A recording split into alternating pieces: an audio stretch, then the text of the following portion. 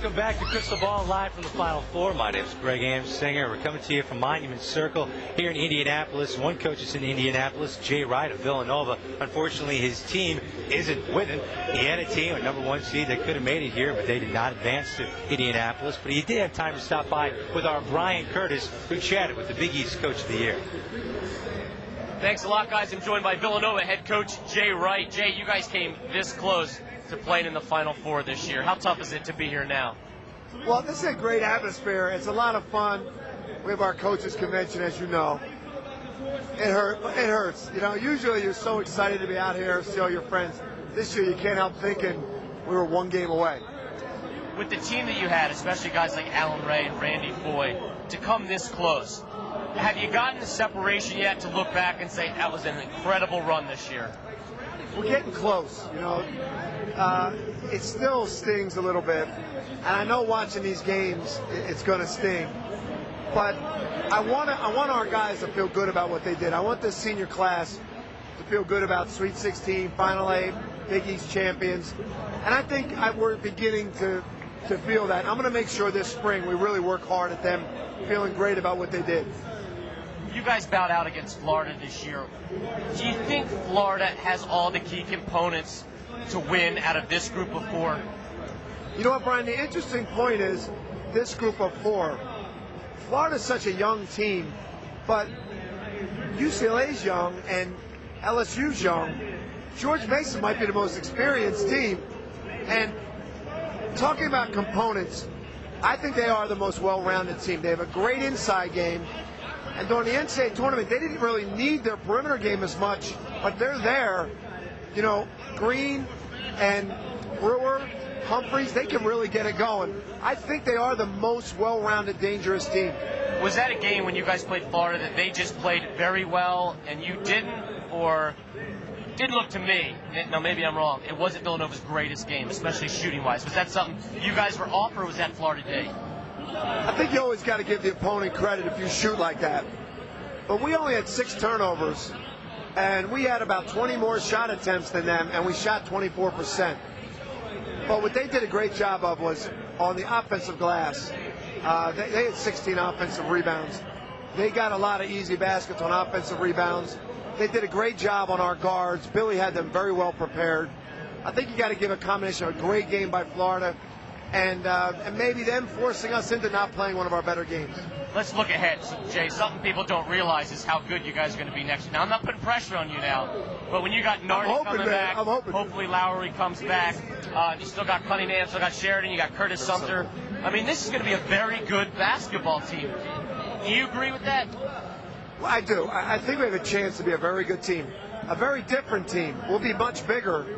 And obviously no 4 guards anymore. We lose those guys. But if Kyle Lowry decides not to go to the NBA, if Curtis Sumter is 100%, which he looks now like he's going to be, we have great leadership in seniors, Sheridan, Nardi, Sumter, Kyle Lowry as a junior, and then our young guys, Dante Cunningham, Shane Clark, who had a great year, and a great freshman class coming in. We do have a chance to be a very good team. Now, let me ask you this. You just signed a nice extension at Villanova. What is it about the university, about the community, about the school that made you and your family want to commit to them for a much longer period of time? You know, I'm a Philly guy, so I'm home. My wife was a Villanova cheerleader. She went to Villanova. I grew up in Philly, a Villanova fan. And I think we're in the best conference in the country. There's a great basketball feeling at Villanova. There's a family atmosphere. I love the mission, the Augustinian mission of the university. It just fits me. And I think that's the most important thing for all of us in coaching. We have to find a place that fits us, that when we're bringing young people in that are really going to make them connected to this school for the rest of their lives, you got to believe in it. You got to feel good about it. And I just love Villanova. There's no place better in the world for me. Well, we wish you the best of luck in the future, Jay. Thanks so much for joining us. Thanks, Brian. Always good to see you. Guys. All right, Brian, thank you very much coming to us from Hoop City, a great facility. You see the court in the background. You know, when Brian talks to so many basketball brains, you kind of figure that eventually some skill would rub off on you. This is Brian Curtis, guys, showing off his game. Look at the release. I mean, it's Reggie Miller-esque. Or a lack of game, I might add. Oh, look at that, doing the Sammy Sosa salute. Oh, and he hits it from the corner. You know what? Rolly once told us, he said, if you can't shoot the ball, never shoot in front of people if you want to be in sports. You can't shoot. Did he lose credibility? That didn't look good to me. I don't know about anybody else. Did he lose credibility? I was very impressed he stepped out to the three-point line. That's extremely impressive.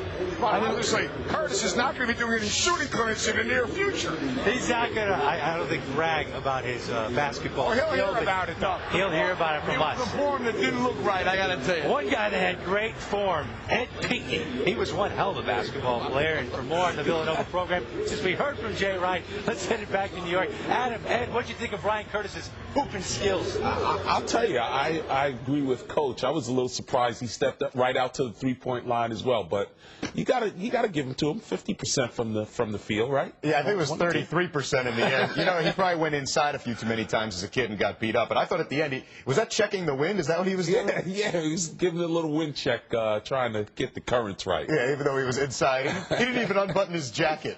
But speaking of wearing jackets, and a very well-dressed coach, Jay Wright, and you know, you guys were together when you bowed out to Florida. How has he handled the loss? Yeah, I'll tell you. I mean, during the tournament and during the NCAA tournament, there's a lot of talk about winning, obviously, but this guy handles losses really well. He did a great job with our ball club after our Big East loss and after our NCAA loss. Really gave the kids a solid foundation throughout the entire year to get to this point and handle a loss like we did. We got handled pretty well against Florida, and the kids after the game were pretty. They felt like they were on pretty solid ground, having a great year. You may have a couple guys who go NBA after this year now, but what about next year? Because you got Sumter coming back, like we heard Coach talking about. Yeah, I think up until this point, Randy Foye proved to be a fantastic player for us throughout the entire year. He and Alan Ray led this ball club, but Curtis Sumter, before he got hurt, was always the leader of this ball club, and I can't wait to get this guy on the court. He's unbelievable, can shoot from the outside, can post anybody up. He's going to be a leader next year. Okay, so Villanova, one of the things that Philly is known for, it's also known for cheesesteaks. We're going to talk about that later in the show. But coming up, we'll be keeping it real serious and talking about basketball when we go back to Indianapolis. They're going to be talking about X Factors out at Monument Circle when we come back on Crystal Ball live from the Final Four.